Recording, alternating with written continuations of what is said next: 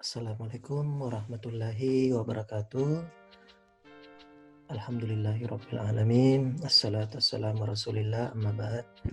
Puji syukur kehadirat Allah Subhanahu wa taala yang senantiasa telah memberikan kita kesehatan, kesempatan sehingga kita bisa melanjutkan pembahasan kita dalam pembahasan akuntansi internasional di mata kuliah ini.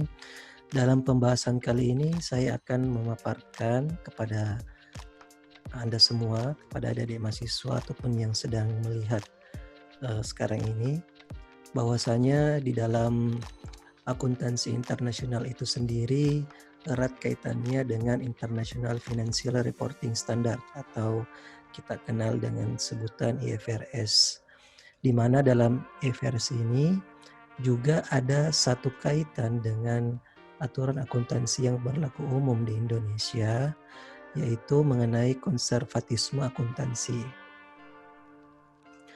Adapun beberapa perbedaan yang menyebabkan di dalam penerapan IFRS ini agak begitu sulit, namun bukan sesulit yang dibayangkan, akan tetapi ada beberapa hal yang menjadi pertimbangan bagi suatu organisasi ataupun perusahaan dalam menerapkan IFRS ini di organisasi ataupun perusahaannya.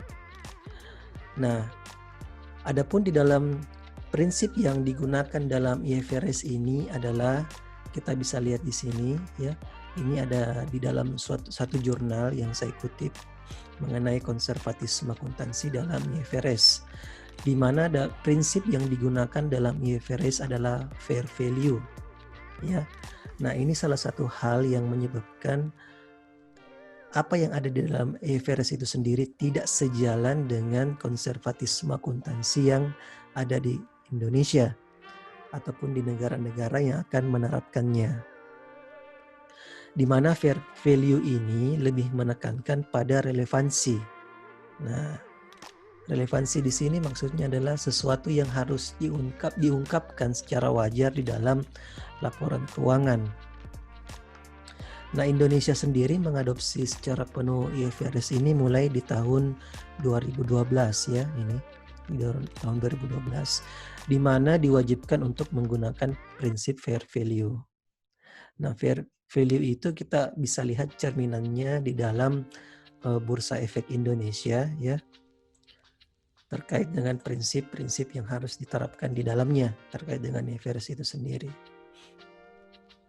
Adapun beberapa hal yang perlu diperhatikan di dalam prinsip konservatisme ini adalah, nah ini menurut Penman dan Zhang ya, tahun 2010 di dalam SAFIK 2010 memaparkan bahwa perusahaan yang menggunakan konservatisme akuntansi itu memiliki kualitas laba yang rendah ya, di mana prinsip konservatisme ini itu tidak berlaku di dalam IFRS. Di IFRS itu sendiri mengatakan bahwasanya laporan keuangan itu menurut IFRS harus understandable ya. Understandable, kemudian harus relevan, reliable dan comparable serta dapat diikuti oleh bias konservatis. Maksudnya di sini adalah dapat dipahami dengan sebenar-benarnya oleh orang yang akan membaca laporan keuangan, kemudian harus sesuai dengan apa yang ada di dalam laporan keuangan dengan kondisi yang dicerminkan dalam perusahaan tersebut terkait dengan laporan keuangannya. Nah, yang mana yang dimaksud di sini adalah bisa dikatakan di sini contoh lain adalah perubahan metode penilaian atas investasi temporer dari metode lower cost or market atau LCOM ke metode harga wajar atau market.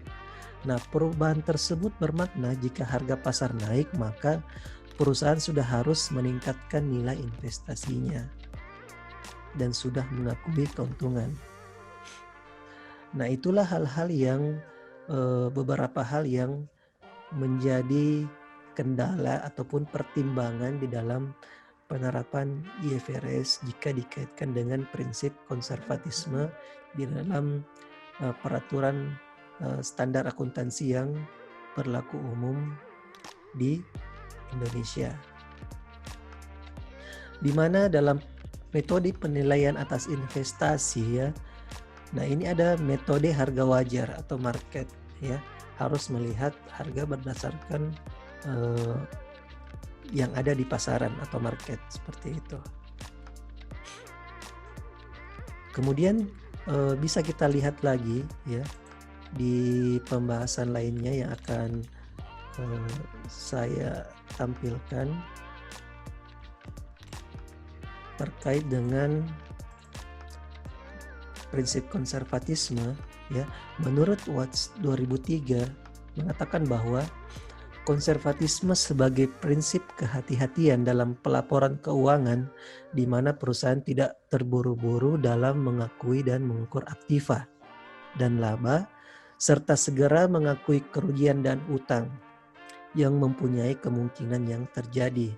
Nah, di sini kita bisa lihat penerapan prinsip ini mengakibatkan pilihan metode akuntansi ditujukan pada metode yang melaporkan laba atau aktiva yang lebih rendah serta melaporkan hutang yang lebih tinggi.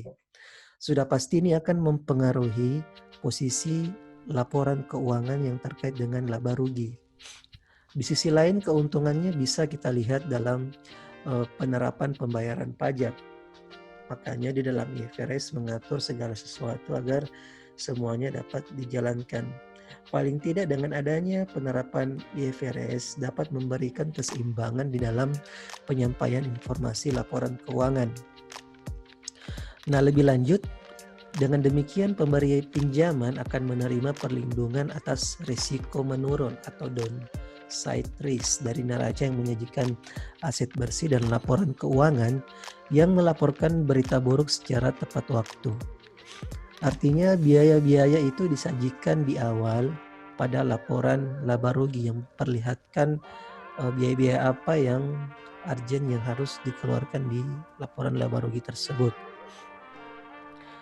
Di mana Gifoli dan Hain tahun 2000 mengatakan bahwa definisi dari konservatisme itu sebagai pengakuan awal untuk biaya dan rugi serta menunda pengakuan untuk pendapatan dan keuntungan. Makanya IFRS memberikan keseimbangan terkait dengan pengakuan pendapatan dan keuntungan agar semuanya bisa kelihatan lebih seimbang di dalam proses penyajian pelaporan keuangan terkait dengan bagaimana stakeholder mengambil suatu sikap di dalam penyajian laporan keuangan yang disampaikan kepada stakeholder. Mereka bisa mengambil kesimpulan atas apa yang akan dilakukan terkait dengan laporan keuangan yang disajikan tersebut. Bisa juga ada kaitannya dengan bagaimana seseorang ataupun perusahaan yang akan berinvestasi di dalam bursa efek melihat kondisi-kondisi seperti ini.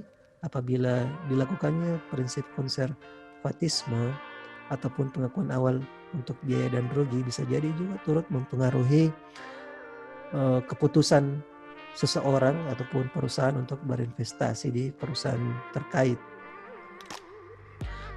Begitupun dengan pendapatan dan keuntungan yang terlihat lebih banyak atau sebenarnya lebih banyak, itu juga akan mempengaruhi keputusan seseorang ataupun perusahaan yang akan berinvestasi di bursa efek. IFRS menganut standar akuntansi berbasis prinsip untuk meningkatkan, nah ini yang paling penting, ada 3 hal: transparansi, akuntabilitas, dan keterbandingan. Ya. Oleh karena itu secara global, orang yang akan membaca ataupun perusahaan yang akan membaca ataupun stakeholder terkait itu akan membaca laporan keuangan yang disajikan atas asas transparansi, akuntabilitas, dan keterbandingan. Ada keseimbangan dan keterbukaan yang lebih layak di dalam penyajian laporan keuangan berbasis IFRS. Sedangkan SAK sendiri atau standar akuntansi keuangan yang berlaku umum itu menganut akuntansi berbasis aturan atau boleh jadi dikatakan masih pro terhadap beberapa kepentingan-kepentingan di dalam organisasi ataupun perusahaan. Nah, IFRS itu sendiri tidak lagi mengakui prinsip konservatif, namun diganti dengan prinsip kehati-hatian atau prudence. Jadi harus hati-hati dalam menyajikan informasi di dalam laporan keuangan. karena ada keseimbangan dan harus ada yang dilaporkan, itu betul-betul layak untuk disajikan kepada orang yang akan membaca laporan keuangan tersebut. Pertama itu terkait dengan pengambilan keputusan yang terkait dengan kondisi perusahaan ke depannya. Makanya IFRS ini paling tidak menurut saya adalah memberikan keseimbangan di dalam penyajian laporan keuangan.